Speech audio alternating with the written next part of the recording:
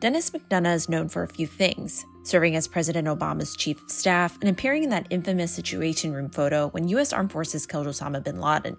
He now leads the VA as the Secretary of Veteran Affairs, where healthcare and fixing it has been a top issue. Our job is to make sure that they get access to the care and the benefits that they've earned. And that's what we do here every day. Not always perfectly, that's for darn sure. We are currently beating our projections as it relates to timely access to the benefits that veterans have applied for under the Pact Act. We still have work to do. The Pact Act gives veterans exposed to toxic burn pits greater health care benefits. The law was signed by President Joe Biden in 2022. More than 5 million vets have been screened for toxic exposure since the rollout of the legislation. Jim Roberts, a Vietnam veteran, was evaluated to see if he qualified for any benefits under the Pact Act and said they didn't have any complaints during his interactions with the VA. I got a VA health card because of the Agent Orange possibilities. The area I was in Vietnam was the second most heavily dosed with Agent Orange. And I was in the field, so we were drinking water out of the streams and things like that.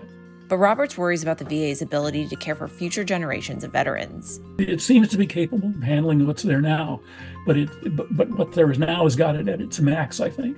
And if you bring another cohort on top of that, the whole system could crumble from what I know.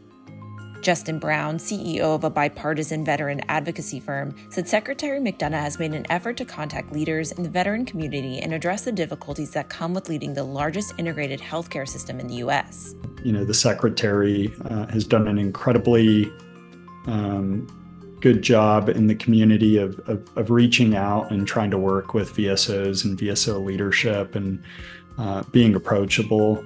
As someone who's worked with VA secretaries at the VA, I know firsthand the challenge of juggling so many things. It's kind of almost impossible to have everything, amazing all at once.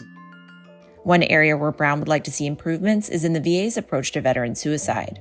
By the time a veteran is coming to the VA because they're not feeling good about life, a lot of things have already gone wrong.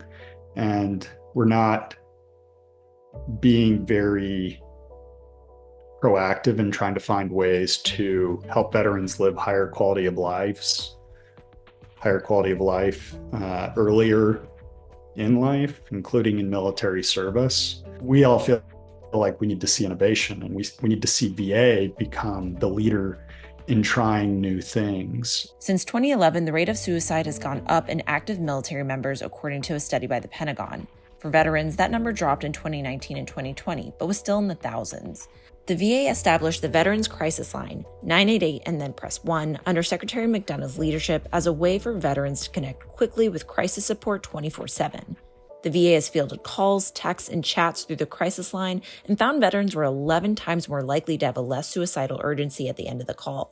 But these challenges and roadblocks don't deter McDonough from fulfilling the simple mission given to him by President Biden: fight like hell for vets. I'm just floored by the enormous sacrifices our veterans and their families have made over these 30 years of war, going back to the Gulf War I. I want to make sure that we maintain the same stick-to-itiveness in the follow-up to the great things they did